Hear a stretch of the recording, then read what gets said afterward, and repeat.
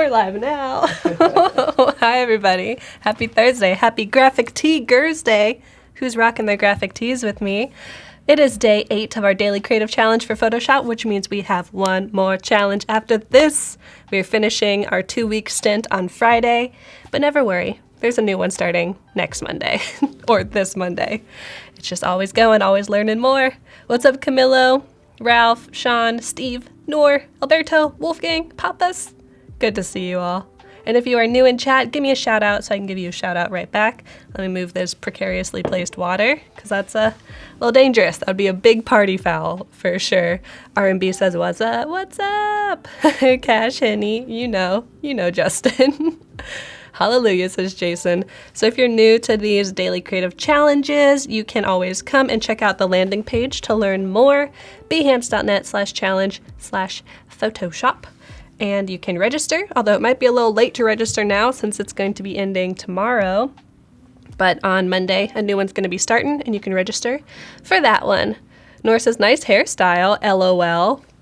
Why are you LOLing, Noor? This is just how my hair is.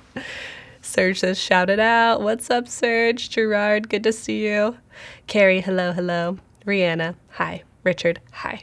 All right, so you can come check this out, behance.net/challenge/Photoshop.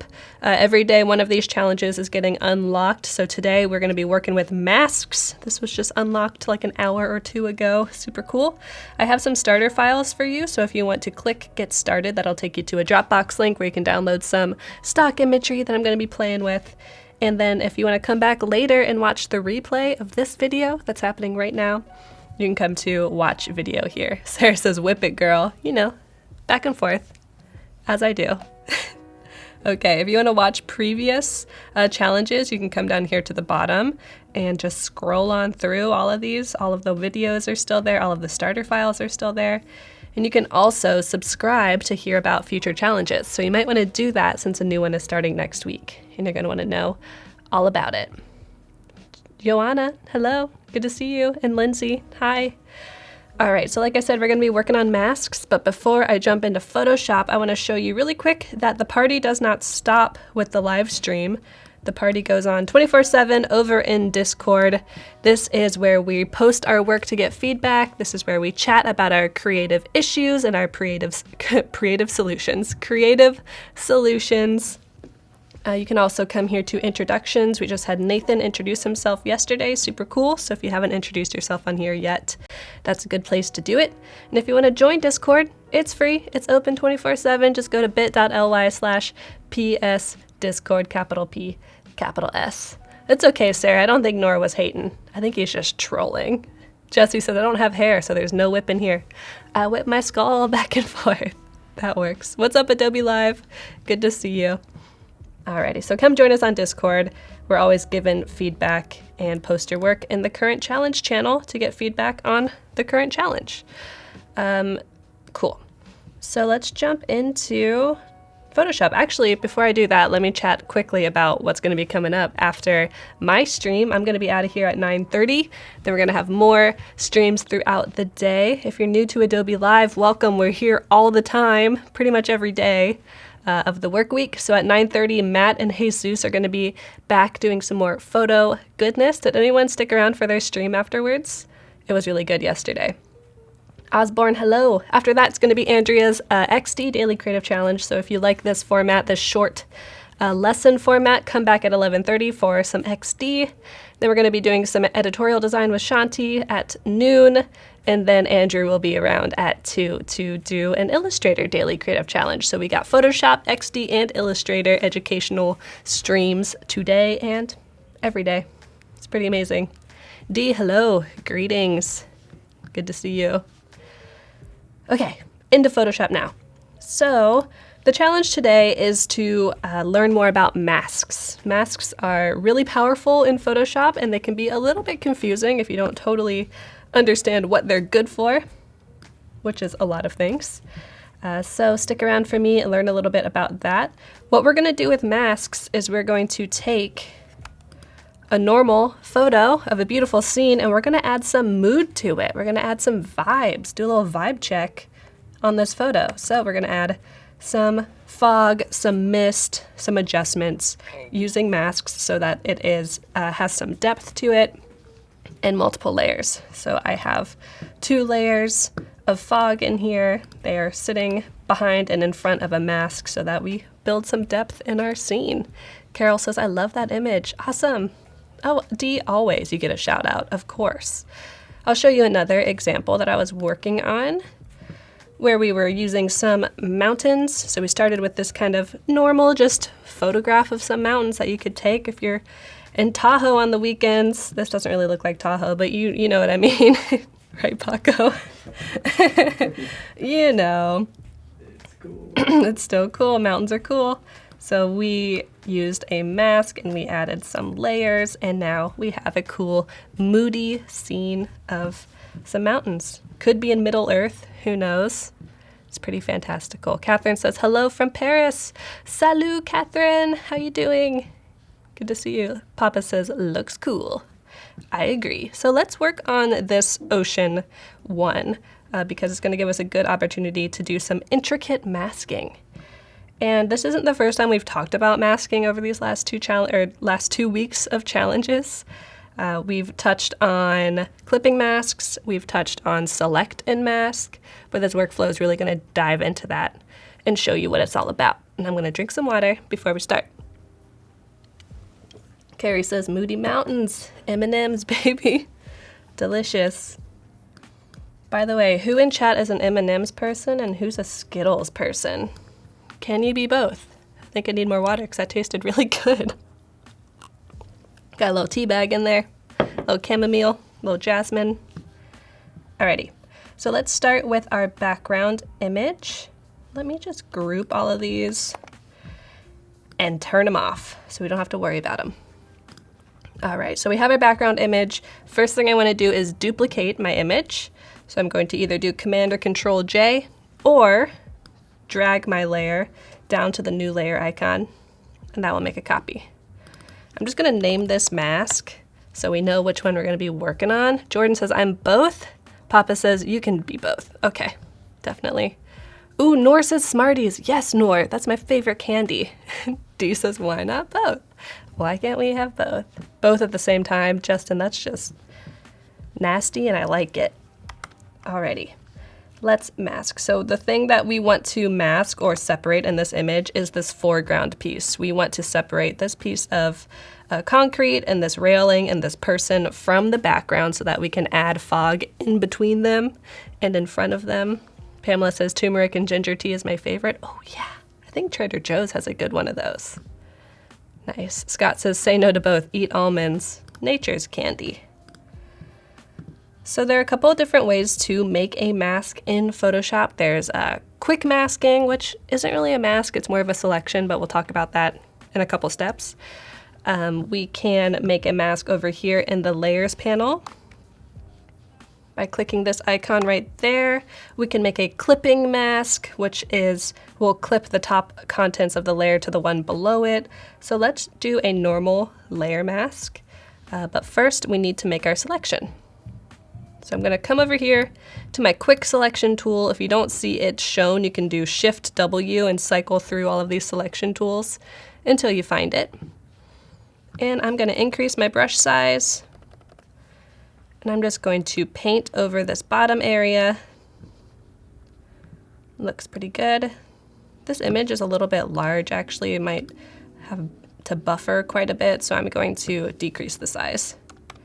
For educational purposes, we'll do 2000. Yeah, 7 megabytes versus 73 megabytes. I'll take 7, that will work just fine. Mia says, Vermont maple ginger tea, mind-blowingly good. Ooh, Mia, is it already sweetened with maple, or is that just the flavor? That sounds pretty good. All right, let's quick select. Now notice when I'm doing this, it's also selecting some areas that I don't want it to select, like it's selecting the water here and the edge of the cement, so we're gonna have to come in and fix that. But for now, we can just quick select. I chose this image because it's a really good exercise in selecting and masking because this iron railing is pretty intricate and it might take you a little bit of time to select everything, but that means it's good practice. So I'm not going to show you all of this. I have it kind of pre-baked because I already spent the time to select and mask this earlier. But if you choose to use this stock image, I recommend that you try it. Take some time, listen to some good music, make some selections, see where you can get. All right, so I could go through this entire thing and select it one by one by one. We'll select this guy really quick.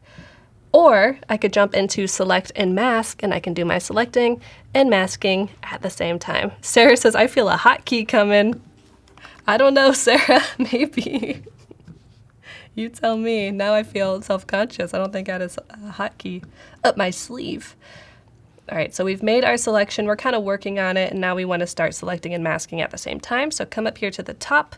If you have a selection tool selected, you should see select and mask up here in the control bar. There she blows. So let's click it. What about object select? Carol, I tried it for this image, and since there's so many things so close together, it had a hard time deciphering what the object was. Was it the mountains? Was it the person? Was it the railing?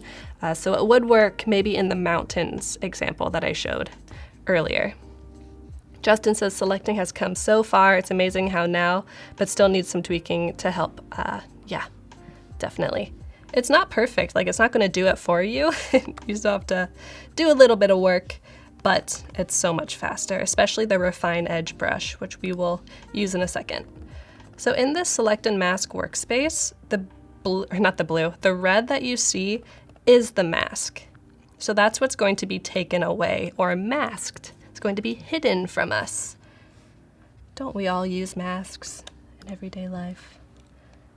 Oh, there's a hotkey, Sarah. I'm going to hold down Option, and that will change my tool from being adding to subtracting, so Option or Alt, and that will subtract if you click. So I could just go in here and, whoops, select here, select here. Like I said, I'm not going to do this whole thing, but it's a good practice. And when I'm doing this, it does a pretty good job of deciphering, where the edges are, but it's not perfect, especially like right there, for example. So this is a good example or time for us to come into the Refine Edge tool over here in the left. It's this thumbnail. It kind of looks like a brush brushing some texture, some hair perhaps. So I will click that. I'm gonna decrease the size of my brush just a bit with my brackets. I could also come up here to the top and just use this size slider. Size slider. That's a good vocal warm-up. Size slider. And I'm just going to go over that, and it's going to do a great job of taking away those little bits of aliasing and water and just select the pole. I could do it here as well. Maybe around here. Cool. So this is not going to be perfect, but I'm just going to show you how to commit your changes. I'm going to turn off my volume. Perfect. And mask.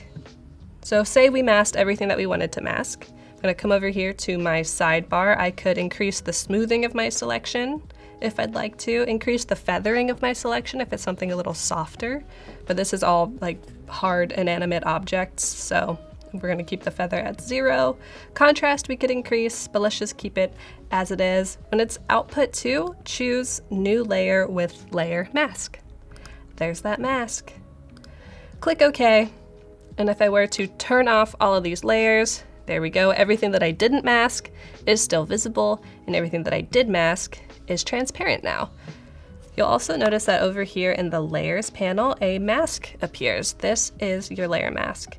So if you are looking closely, you'll notice that everything that's visible is white, and everything that is black is invisible. That's the mask. That is what is being hidden. So make sure you remember, black means hiding and white means reveal. Almost like you're illuminating it. You're bringing it back into the world. Sam is into philosophy these days. Oh no, I missed it, Sam. Oh yeah, Photoshop is just a metaphor for our whole existence. We might live inside of Photoshop. We definitely do here at Adobe. That is definitely the truth. All right, so I told you that I kind of pre-baked this layer because it took a little while to do. So I'm just gonna grab it out of my group and bring it down here. Now, yes, you can move masks and replace them. All you're gonna do, say you have a mask that you wanna apply across multiple layers, So this is that mask. I'm gonna hold Option, so that's usually like the duplicate hotkey. So hold Option, drag, and I can move it down to another layer. It won't remove it from the first layer, it'll just duplicate. Cool. So I did a pretty good job with this mask earlier. It's not perfect, but you know, it works for educational purposes. Mohit says, I like your work on Behance, Sam. Yeah, Sam's an amazing digital painter. Check him out on Twitch. He's live streaming all the time. He's also here a lot, and we appreciate his help. Okay, so we have our mask, and now it's time to add a little bit of ambiance or vibe. So let's do it. One thing that we want to do is render some clouds. So I'm going to make a new layer. I'm going to go up to Filter. Let's see, Render. And we could do clouds or difference clouds. The difference between these two is that difference clouds, I believe, is going to take your foreground and your background color and make clouds and texture out of that. So we're going to make our foreground color white, background color black. Easy peasy. You can always switch them or change them back to black and white, and then you can switch them with this icon over here. I'll show you. It's kind of like a little arrow on the corner, or you can tap X. That will also switch them. So we want white on top, black on the bottom, new layer, I'll name it Clouds, Filter, Render, Difference Clouds. It's empty. Oh yeah, that makes sense. I need to fill it first. Filter, Render, Difference Clouds. There we go.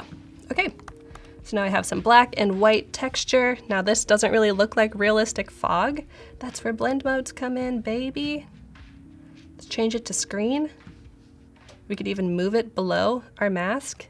And there we go. We have fog on the water. It looks a little bit like crunchy and chunky right now. Like we can see each little tendril of fog. So it's almost as if the water is evaporating, but it's super easy to change that. One, we could use like a blur on the layer, but two, we could also just increase the size.